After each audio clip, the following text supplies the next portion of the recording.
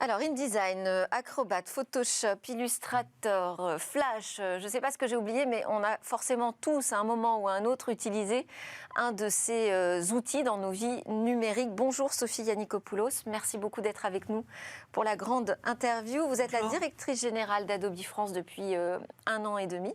On va parler ensemble d'Adobe, qu'on connaît surtout pour utiliser ses logiciels, mais dont on connaît peut-être moins la stratégie. Gros éditeur américain qui vient de souffler sa 40e bougie fin d'année dernière. 40 ans, c'est donc naissance 1982. On est à peu près à l'arrivée du PC, l'ordinateur personnel qui arrive un peu partout, dans tous les foyers. C'est beaucoup ou c'est pas beaucoup en même temps dans l'histoire du numérique 40 ans. C'est pas beaucoup, on regarde la naissance de Microsoft, autre éditeur incontournable. En revanche, c'est énorme par rapport aux GAFAM. Comment se situe Adobe, éditeur américain, entre ces deux ces géants que sont les GAFAM ? Alors, merci d'abord de nous recevoir. Adobe, c'est vrai que c'est un géant, mais assez discret, qui a été connu au départ sur son format PDF. Je crois que c'est ce que vous avez oublié. Et puis tous ces logiciels de création. Ouais. Et puis ensuite, l'histoire d'Adobe, ça a été en permanence d'anticiper des mutations, de se renouveler. Donc il y a toute une histoire en fait dans ces 40 ans. Donc effectivement, aujourd'hui c'est un géant puisqu'on représente 28 000 personnes dans le monde, presque 18 milliards de dollars de chiffre d'affaires. Et on est en permanence en renouvellement, en recherche. Tout à l'heure, vous parliez du Web3, vous parliez de l'intelligence artificielle. Effectivement, ce sont des sujets sur lesquels nous travaillons et nous innovons. Et c'est vrai qu'en fait, aujourd'hui, on a de grands clients qu'on accompagne sur les sujets de création ou sur les sujets de transformation digitale, de grands clients en France, comme Accor, comme la BNP, mais aussi des clients à taille plus PME, type Maison du Monde, Fermob, donc vraiment tout type de marque qu'on accompagne justement avec cet ADN historique de créativité et de marketing digital. Alors, donc vous les accompagnez, ça veut dire que ce n'est pas juste des outils que vous fournissez pour la création, le partage de documents, c'est que vous réfléchissez à la manière de les accompagner dans leur transformation numérique. On va voir ça, on va parler ensemble de la vision d'avenir d'Adobe. Qu'est-ce que ça représente déjà Adobe France ? C'est une filiale importante dans le groupe ? C'est une filiale importante dans le groupe et aussi pour l'Europe. Il y a eu beaucoup d'investissements qui ont été faits en France ces dernières années par des acquisitions de pépites françaises pour vraiment compléter notre portefeuille et continuer notre diversification. Donc on a eu effectivement le rachat d'une société qui s'appelait Neolan, qui était assez connue dans le monde du marketing digital justement en 2012. Puis ensuite une évolution sur le monde de la création, donc des images photos avec le rachat d'une entreprise lyonnaise qui s'appelle Allégorithmique, qui est de Clermont-Ferrand, et qui nous a permis justement de rentrer dans le monde de la 3D et du monde immersif, et donc de nous préparer à ce monde du métavers et de Web3. Parce qu'il y a déjà d'autres acteurs qui sont positionnés sur ce secteur. Donc il faut voir comment un historique, 40 ans, c'est un historique de la création numérique, va envisager ce virage. Il y a des premières polémiques qui émergent aujourd'hui autour de l'arrivée de l'intelligence artificielle utilisée finalement pour créer de nouvelles façons. Polémique alors, de manière générale, entre la relation que ça perturbe entre le milieu artistique et celui des technologies, et polémique plus concrète, je vais vous demander votre réaction là-dessus, autour de Adobe qui utiliserait les créations de ses utilisateurs avec un moteur d'intelligence artificielle pour permettre d'en créer d'autres, d'en inventer d'autres, de faire d'autres propositions.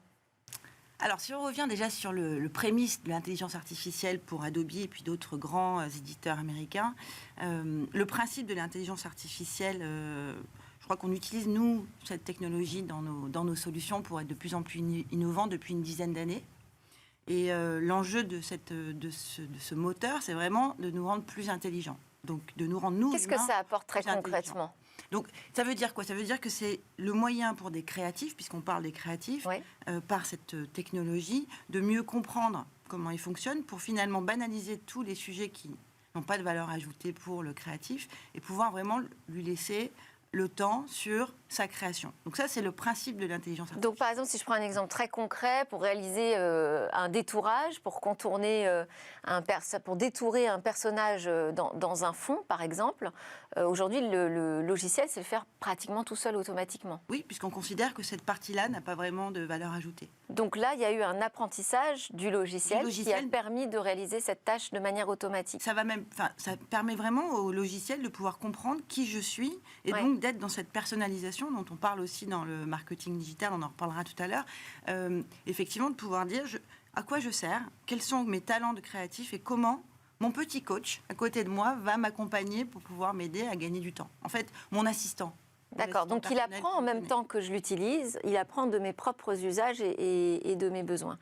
Donc là, c'est ça le principe quand on regarde le côté beau de l'intelligence artificielle, de ce que ça peut nous apporter aujourd'hui et demain. Alors après, ce qui a fâché sur les réseaux sociaux, en l'occurrence, c'est une petite case précochée qui dit qu'en fait, les utilisateurs acceptent que leur création soit utilisée pour entraîner l'intelligence artificielle. Effectivement, donc il y a eu une petite polémique là-dessus. Aujourd'hui, en fait, nous, le principe d'Adobe, c'est de donner le contrôle total des préférences, des paramètres aux utilisateurs. Et cette politique en question, elle n'est pas nouvelle, en fait. Elle existe depuis une dizaine d'années, depuis que l'intelligence artificielle est utilisée pour continuer à faire innover nos solutions. Donc, en ce qui concerne cette petite case à cocher, effectivement, on est en train de revoir. Alors, le problème, c'est qu'elle n'était pas cochée. C'est que par défaut, elle était cochée. C'est ce que j'ai vu, effectivement. En tout cas, ce qui est sûr, c'est que la position d'Adobe, elle est claire sur le fait qu'on n'utilise pas les données stockées dans la suite Creative Cloud pour des clients, pour entraîner notre intelligence artificielle. C'est-à-dire que ce ne sont pas les données des créatifs qui sont utilisées derrière pour pouvoir ensuite déborder sur des images dont on n'aurait pas la propriété intellectuelle. D'accord. Et sur le fait que cette case soit cochée par défaut, ça, c'est quelque chose qui va être corrigé, j'imagine. D'autant plus qu'on est en France et en Europe et que c'est absolument indispensable. Sur ces tensions-là qui naissent, parce que pourquoi cette polémique a émergé? Parce qu'en ce moment, il y a des tensions quand même entre l'IA et la création. Comment est-ce que vous envisagez ce duo, ce couple, son évolution? Je pense que, en tout cas, c'est mon point de vue personnel, je pense qu'on parle d'éthique. On est dans une phase où, effectivement, il y a beaucoup de transformations. Il y a énormément de choses qui arrivent sur l'intelligence artificielle avec une nouvelle façon de travailler.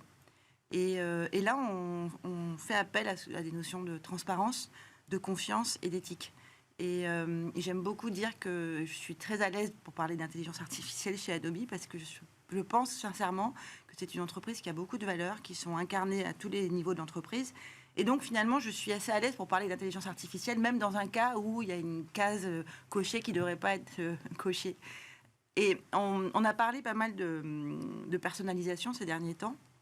Et je pense que c'est pareil. C'est-à-dire que quand on switch finalement d'intelligence artificielle à des outils aujourd'hui qui nous permettent de mieux personnaliser la relation client, on est dans la même situation.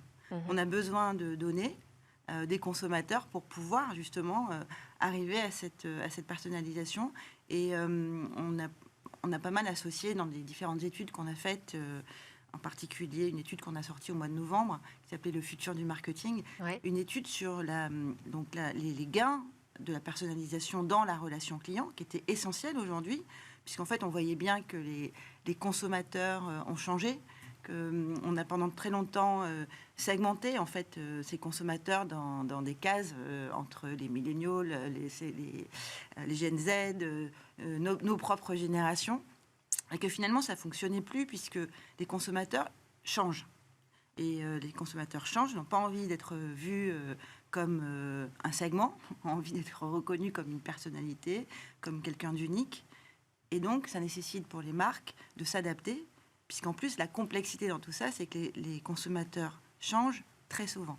Oui. Nous avons nous-mêmes une façon de consommer. Pas juste avec l'âge. Je voulais dire qu'on change comme ça dans la même journée. On a d'autres envies, d'autres personnalités. En fait, en moyenne, dans la dernière étude qu'on a fait, on a vu que les personnes, donc il n'y a pas de raison d'âge, hein, c'est pas les Gen Z qui évoluent plus vite, ont changé en moyenne 6 fois par an.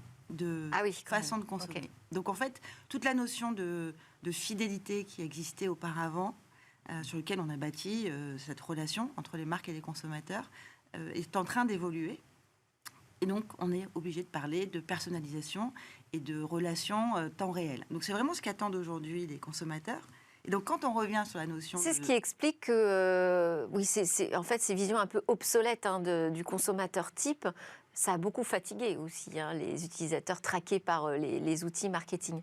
Mais comment faire pour arriver justement à la personnalisation de cette relation client sans forcément le tracer en permanence dans tous ces usages du numérique? C'est là où je fais le lien justement avec l'intelligence artificielle. Pour moi, je suis vraiment on est dans le même domaine puisqu'on est dans le domaine de la donnée et du consentement des données que je vais donner à la marque pour qu'elle puisse communiquer avec moi. Et finalement, l'enjeu, on parlait d'éthique tout à l'heure, je pense qu'il y a une notion de confiance. Sur tous les articles que je lis en ce moment sur l'intelligence artificielle pour aussi apprendre de ce nouveau monde, on parle énormément de confiance aussi. C'est-à-dire de checker la véracité d'une information avant de lui faire confiance. Là, on est dans l'intelligence artificielle, dans la propriété. Quand on est dans la personnalisation, c'est finalement, est-ce que je fais confiance à la marque pour pouvoir accepter de lui donner des informations qui me concernent. Et en avoir le contrôle aussi. Ça, c'est nécessaire. Absolument. De pouvoir décider ce qu'on partage ou non. Et donc, ça veut dire que de l'autre côté, si je me mets côté marque, côté annonceur, j'ai besoin d'avoir cette connaissance de mon client, pour pouvoir interagir avec lui, et non pas que sur ce qu'il a fait avant, c'est-à-dire son historique d'achat, son comportement ces dernières années, ou les échanges qu'il a pu avoir avec le service client, c'est de ça dont on parle, dans l'expérience client, mais aussi, quand il est connecté en ligne, de pouvoir interagir avec lui en temps réel pour pouvoir être vraiment pertinent. Et c'est là, en fait, où c'est complexe, c'est là où il faut de la technologie, et donc c'est là où il faut de la data, de la connaissance client, mais vraiment, justement, de l'interaction pour pouvoir le faire. Et c'est ça qui est nouveau, en fait, dans l'expérience client. C'est, finalement, on a beaucoup parlé du avant, pendant, après. Le pendant, c'est-à-dire la notion de temps réel, ça nécessite de la technologie qui est plus moderne que ce qu'on a pu voir ces dernières années. Mais alors là, vous nous parlez beaucoup de l'expérience client. C'est pas un métier historique d'Adobe, ça? En fait, justement, c'est le virage pour les prochaines années. Je pense que ça fait vraiment partie je parlais du renouveau d'Adobe, de sa capacité à se renouveler en permanence, d'anticiper les mutations. Il y a eu 2 grands événements chez Adobe. Un en 2011, quand Adobe a décidé de passer sur le monde cloud. Pour ceux qui connaissaient à l'époque Adobe, qui achetaient Photoshop à la Fnac, Photoshop était un CD qu'on achetait via des distributeurs pour pouvoir ensuite installer sur son ordinateur, son Mac ou son PC. Et puis en 2011, Adobe a switché et a dit maintenant, on va passer en mode souscription, on va connaître nos clients. Donc on a eu toute cette transformation nous-mêmes à avoir, c'est-à-dire à qui je vends, puisque finalement je vendais à la Fnac, mais je ne connaissais pas le client de la Fnac qui a acheté Photoshop. Et donc à qui je vends, et donc je vais laisser maintenant la possibilité de connaître mes clients, de leur permettre de vendre, d'acheter en ligne sur adobe.com les solutions en souscription. Donc il y a eu ce switch qui a été immense, qui était un gros pari à l'époque, qui finalement a porté ses fruits quand on voit l'évolution de la valorisation d'Adobe et puis son chiffre d'affaires. Donc ça a été le premier switch. Et ensuite, une année après, ou en tout cas pas pendant, on a fait également des acquisitions pour diversifier nos activités et passer du monde de la créa et s'ouvrir dans le monde du marketing digital. Et c'est là où il y a eu des acquisitions qui ont démarré, je crois, même avant, qui ont démarré en 2008. Puis en 2012, donc Neolan, qui était un gros faiseur de marketing digital et qui était un fleuron français qu'on a gardé avec les équipes qui sont restées en France. Donc c'est là où on est arrivé dans le monde du marketing digital. Et ensuite, il y a eu une succession d'acquisitions après le marketing, sur la partie e-commerce, mais aussi sur la partie gestion des documents, on va dire, de processus partagés dans les équipes marketing. Donc en fait, chaque année, quasiment entre 2008 et 2020, il y a eu des grosses ou des micro-acquisitions pour pouvoir nous permettre de devenir aussi des experts du marketing digital. Et avec un auto-apprentissage, puisque vous me dites nous-mêmes, en basculant vers le cloud, on a appris on a été client zéro, de nos utilisateurs. Vous parlez justement de toute la partie partage de documents, travail sur les documents, ça fait partie ça, aussi du cœur de métier d'Adobe. Comment est-ce que vous voyez le futur du travail ? Alors, On a, comme beaucoup d'entreprises américaines, on a connu une période de confinement longue. Elle n'a pas duré 3 mois ou 6 mois, elle a duré quasiment 18 mois. Ça veut dire qu'on a réouvert nos bureaux en septembre 2021 et encore de façon très partielle. C'est-à-dire que vous avez été recruté à distance. À distance. Moi, complètement. Vous avez découvert vos équipes en visio. En visio, exactement. Donc, et donc en septembre, on a commencé à ouvrir, mais on a réellement ouvert nos bureaux en 2022. Pour vous dire qu'on a quasiment passé 2 ans à travailler en distanciel. Et donc, il a fallu gérer le nouveau monde. Et le nouveau monde, au départ, c'était un peu libre. C'était de dire à tout le monde, finalement, vous avez appris à travailler chez vous, continuez à rester chez vous, venez au bureau quand vous voulez. On avait finalement nommé ce bureau le camp de base, c'est-à-dire l'endroit où on se retrouve. Ouais. Et on s'est rendu compte que c'était difficile, en fait, d'engager nos collaborateurs. Puisque finalement, on avait... la vraie singularité d'Adobe, vraiment, après 18 mois dans l'entreprise, c'est les valeurs qu'on porte et le fait qu'on considère que nos collaborateurs sont l'essentiel. C'est-à-dire que c'est vraiment une entreprise qui est people first. C'est pas juste de la pub ou une communication pour faire venir des nouveaux talents. C'est ancré, c'est incarné à tous les niveaux de l'organisation. Et quand vous dites ça, people first, ça veut dire retourner au travail ? Alors, justement, comment on gère ça ? C'est ça, l'enjeu, c'est le futur du travail. On ne va pas imposer à nos équipes de revenir. Donc, en fait, ce qu'on a fait, c'est qu'on a décidé de mettre en place un système hybride, justement, où on proposait à nos collaborateurs donc, de venir 2-3 jours par semaine pour se retrouver. Donc, à chaque fois, avec des événements de retrouvailles. Pas pour travailler, mais pour passer du temps. Le principe et la demande de notre CEO, c'était qu'on doit transmettre nos valeurs à nos collaborateurs, sachant qu'il y avait eu beaucoup de recrutements pendant cette période-là. Donc, beaucoup de personnes qui étaient arrivées dans l'entreprise sans finalement nous connaître, nous rencontrer pour de vrai. Et on voulait vraiment transmettre ces fondamentaux, en fait, de l'entreprise. Donc, c'est comme ça qu'on l'a mis en place. Et aujourd'hui, ça fonctionne. On a des collaborateurs qui viennent 1 journée par semaine, d'autres qui viennent 4 jours, d'autres qui viennent 2 jours, 3 jours. Enfin, c'est assez variable. Mais on essaie de donner des jours préférés. Donc, ce n'est pas des jours obligatoires. Et juste pour revenir sur les outils, pour ce futur du travail, le travail de demain, comment est-ce qu'Adobe, dans son ensemble, envisage quelle offre il va proposer pour le travail de demain ? On est dans une Parce que là aussi, il y a des challengers sur ce secteur. On est dans une ère de productivité, effectivement, de collaboration. Ouais. Et donc, on est, par le format PDF et puis toute la suite Document Cloud, on est vraiment proche, en fait, de ces notions de productivité et d'outils pour aider nos clients à mieux travailler, à mieux gérer leurs documents. Ensuite, derrière, dans ce monde de la création, effectivement, l'intelligence artificielle va énormément faire évoluer les façons de fonctionner de tous les créatifs qui travaillent avec nos solutions. Donc, je ne sais pas dire comment on va évoluer, mais en tout cas, ce que je peux voir, c'est qu'on est en pleine mutation. Et est-ce qu'ils vont aller vers les métavers, alors ça, on va dire... Qu'en est-il de la création dans ces mondes demain immersifs ? Voilà, le métavers, pour l'instant, on n'a pas encore associé au monde du travail. Je pense qu'il y a d'autres préoccupations aujourd'hui. On nous dit que les premiers usages vont finalement être très professionnels, Sophie. En fait, le métavers, il est aujourd'hui... il existe déjà. Déjà, le métavers a commencé à exister dans les jeux vidéo, puisqu'en fait, c'est là où on a vu les premiers avatars. Le métavers, il existe déjà dans le e-commerce, dans certains environnements d'e-commerce où on peut avoir vraiment une expérience immersive. Il existe déjà dans la réalité augmentée, dans des expériences qu'on a pu tous avoir sur des salons ou des différents événements. Il n'existe pas encore dans le monde du travail tel qu'on l'imagine, c'est-à-dire dans des open space avec des usages quotidiens.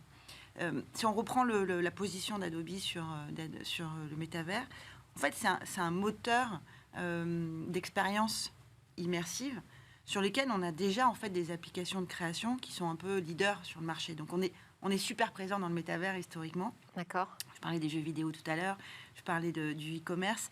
On a des outils, Adobe Substance 3D qui est justement historique, issu d'un rachat de cette société de Clermont-Ferrand française, qui nous a permis de pouvoir créer cette suite et sur lequel on a été tout de suite leader. Et puis une autre solution qui s'appelle Adobe Aero qui permet justement de gérer cette immersion et de pouvoir exister et de pouvoir vivre une expérience en ligne qui est semblable à celle qu'on peut avoir en physique. Et là, parmi les sujets qu'on a abordés, donc autour du marketing digital, l'expérience client, les outils pour le travail de demain, les mondes immersifs et la créa en 3D pour la réalité virtuelle, c'est quoi? C'est les 3 piliers pour les 5 prochaines années, ou il y en a un en particulier sur lequel vous allez davantage investir? On continue à faire des acquisitions. On essaie d'être, on va dire, en avance sur ce qui est en train de se passer. Je pense que l'intelligence artificielle, de toute façon, c'est une couche, un layer, qui touche tous nos produits. Dans la créa, dans le marketing digital, dans les solutions immersives. Ça fait partie, en fait, de notre façon d'innover et d'être présent sur le marché. Ensuite, dire... Allez-y, je voulais vous interrompre, allez-y, je vous laisse terminer. Non. Ensuite, sur la partie, effectivement, qu'est-ce qu'on sera dans 5 ans? Je pense que ce qui permet à Adobe d'être une société qui est rentable, qui est solide, c'est justement cette diversification entre la créa qui touche le particulier et l'entreprise, et le marketing digital qui touche exclusivement l'entreprise, mais qui s'ouvre justement dans ce monde immersif. Et on se rend compte aujourd'hui, juste pour finir, que en fait, je vis, moi, un momentum chez Adobe aujourd'hui, parce qu'en fait, le contenu, qui est notre ADN, de par notre ADN créatif, devient vraiment essentiel dans la relation avec des marques, avec les clients, puisque c'est le point d'entrée qu'une marque a avec son consommateur. Bon, alors on termine simplement rapidement avec votre parcours. Donc, vous êtes issu d'une école de commerce, mais vous êtes tout de suite rentré dans l'univers de la tech. Vous avez démarré dans une entreprise de logiciels RH, et puis assez rapidement chez les Américains, avec EMC qui est devenu Dell. Vous êtes passé par Salesforce également. Aujourd'hui, chez Adobe, j'ai dû oublier Splunk, plateforme logicielle dans la data. Qu'est-ce que c'est de travailler pour une tech américaine en France? Est-ce que vous partagez complètement la culture américaine, ou est-ce que vous leur permettez aussi de vous adapter aux exigences culturelles françaises? Est-ce que vous avez une latitude importante? Alors, effectivement, le point commun de ma carrière, c'est la data. Ouais. La data on-premise avant le cloud, la data dans le cloud chez Salesforce, la data aujourd'hui pour parler d'IA ou d'intelligence artificielle, c'est ce qui a été le fil conducteur. Maintenant, c'est pas pour ça que je travaille dans des entreprises américaines. Ce que j'aime beaucoup dans la culture de ces entreprises américaines, c'est finalement, elles sont très innovantes, non pas que dans les technologies, mais aussi dans le type de management qu'elles proposent à ses collaborateurs. On parle beaucoup de diversité. J'ai la chance d'être une femme. On va en parler d'ailleurs juste après. On en parlera après, ouais. D'accord. J'ai la chance d'être une femme dans un monde de tech, ce qui était assez singulier il y a quelques années, qui l'est toujours, mais qui l'est de moins en moins. Je pense que ça a été un véritable atout pour moi, ouais, d'être dans ce monde tech en étant une femme. Ensuite, en termes d'évolution, je pense que j'ai vraiment eu accès à du management de proximité, à du management moderne. On est en donc permanence. Ça, c'est les apports de l'entreprise américaine qu'on connaît. Ouais. Est-ce qu'aujourd'hui, d'être en France, dans un contexte où l'Europe régule énormément toute cette partie numérique, justement pour essayer de rééquilibrer un rapport de force difficilement, c'est un peu l'objectif. Est-ce qu'aujourd'hui, du côté du siège principal aux États-Unis, on écoute davantage peut-être les filiales en Europe sur ces questions de transformation culturelle par rapport au numérique? Alors oui, on écoute. On est écouté en France. On fait partie des gros pays pour Adobe et pour les autres sociétés. Et à la tête de l'Europe, c'est un Français d'ailleurs qui a été absolument. C'est Luc Daman qui a été choisi à la tête de l'Europe. Donc on est écouté.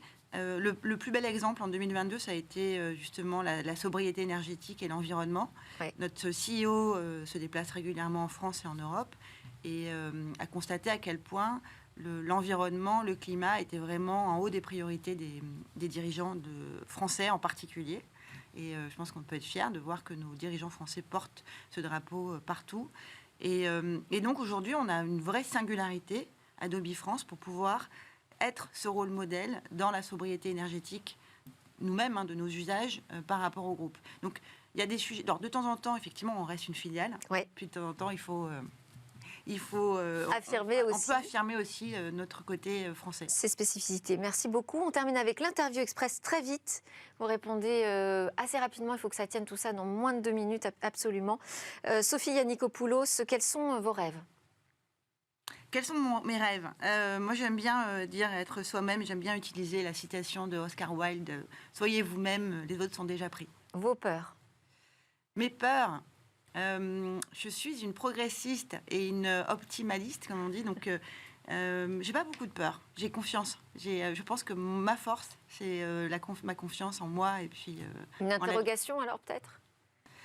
Mon interrogation, c'est de faire en sorte de continuer à avoir de l'énergie, de ne pas être aigri, de voir les choses qui bougent et de continuer à être positive sur ce qui se passe. Votre idée fixe? Mon idée fixe, c'est mon développement personnel, être en permanence en croissance personnelle sur d'où je viens, ce que je suis et ce que j'ai envie d'être. Et alors, dans 5 ans, vous serez où?